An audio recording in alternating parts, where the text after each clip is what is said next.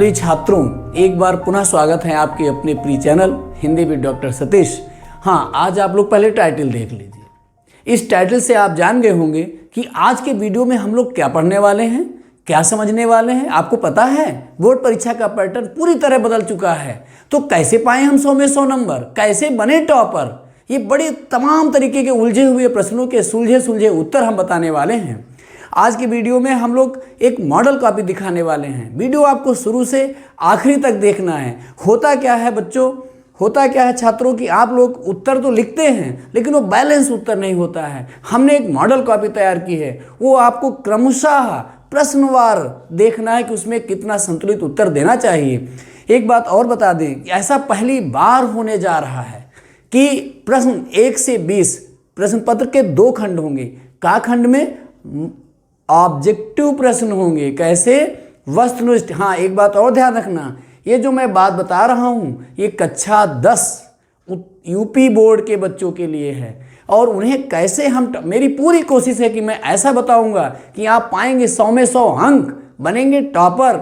लेकिन ध्यान आपको रखना होगा, मेरे ध्यान देने से नहीं होने वाला है। तो चलिए एक बार समझ लेते हैं पहले और फिर उसकी कॉपी देख लेते हैं। हाँ सही है, आप भी सही कह रहे हैं। देखते हैं तो पहला खंड, उसमें प्रश्न 1 से 20 यानी कि 20 प्रश्न कैसे होंगे, ऑब्जेक्टिव।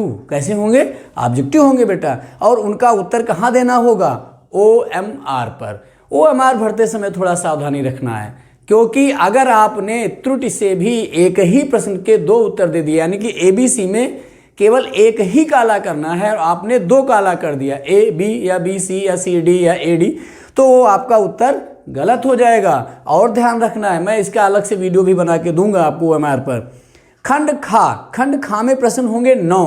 कितने होंगे, 9 प्रश्न होंगे। पहला प्रश्न देखो क्या होगा, एक गद्य खंड दिया होगा, उस गद्य खंड पर आधारित 3 प्रश्न दिए होंगे, उन तीनों के उत्तर आपको देने होंगे। प्रश्न नंबर 2 क्या होगा, पद्य आधारित होगा। पद्य पर भी पहले क्या होता था, व्याख्या होती थी। अब आपको 3 प्रश्न दिए होंगे, तीनों के उत्तर देने होंगे।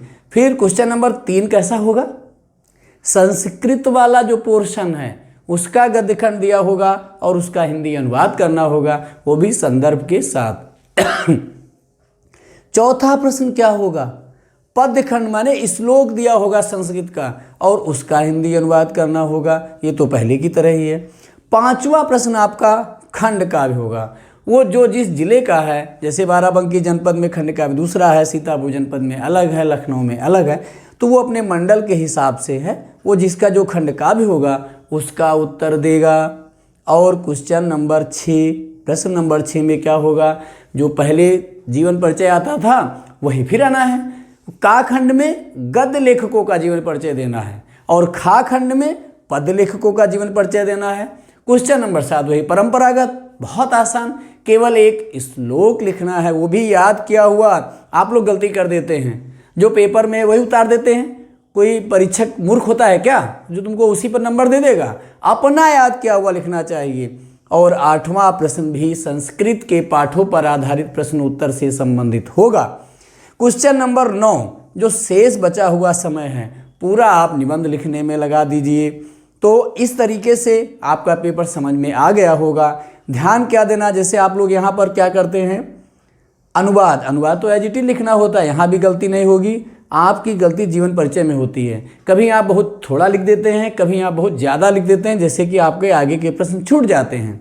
लेकिन अब की ऐसा नहीं करना है। जीवन परिचय 1 पेज लिखिए और 4-6 उधर की 4-6 लाइनों में आपको उनकी रचनाओं के बारे में बता देना है। श्लोक आपको उतना ही लिखना है, 2 पंक्तियों का, 4 पंक्तियों का। प्रश्न उत्तर भी उतना ही होता है। शेष निबंध में आपको समय देना है।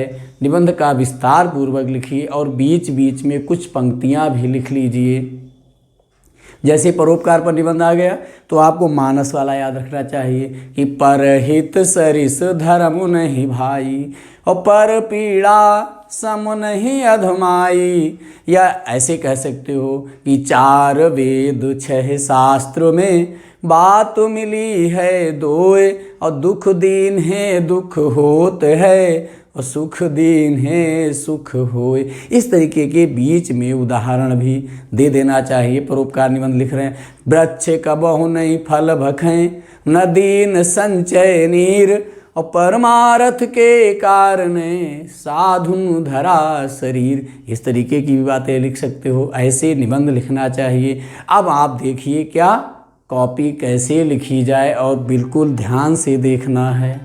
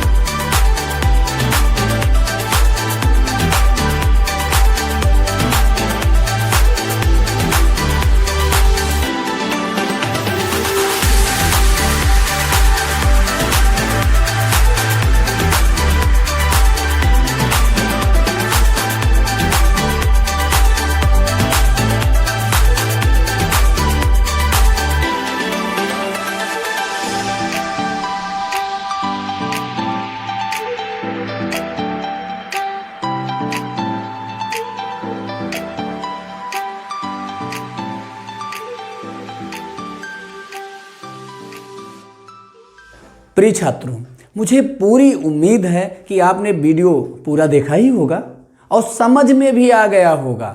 हाँ, फिर भी यदि कहीं कुछ भी नहीं समझ में आता है तो आप क्या करेंगे, थोड़ा समझ लीजिए। टेक्नोलॉजी में भी परिवर्तन हो गया है। आप उस पे जाइए यूट्यूब पर, उसको थोड़ा जूम करके भी देख सकते हैं। एक नया फीचर जुड़ गया है और इसे अच्छे से समझ लीजिए, क्योंकि प्रश्न में ही सफलता छिपी होती है। जो बच्चा प्रश्न समझ जाता है वो उत्तर भी अच्छे से लिख लेता है।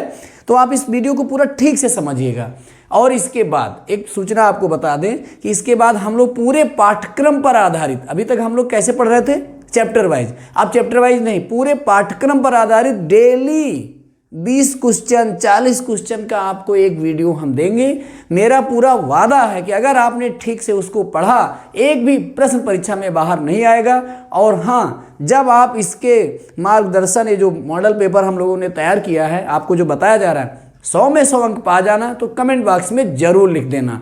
जरूर लिखना है कि मुझे आपका मार्गदर्शन मिला और मैंने नंबर 100 में 100 पाए। इसलिए मुझे पूरी उम्मीद है आपकी वीडियो समझ में आ गई होगी। आप इसको अच्छे से समझिए। 100 में 100 नंबर कोई ऊपर से फरिश्ता नहीं भेजता है किसी को अलग से। हम ही लोग होते हैं जो 100 में 100 नंबर ला सकते हैं।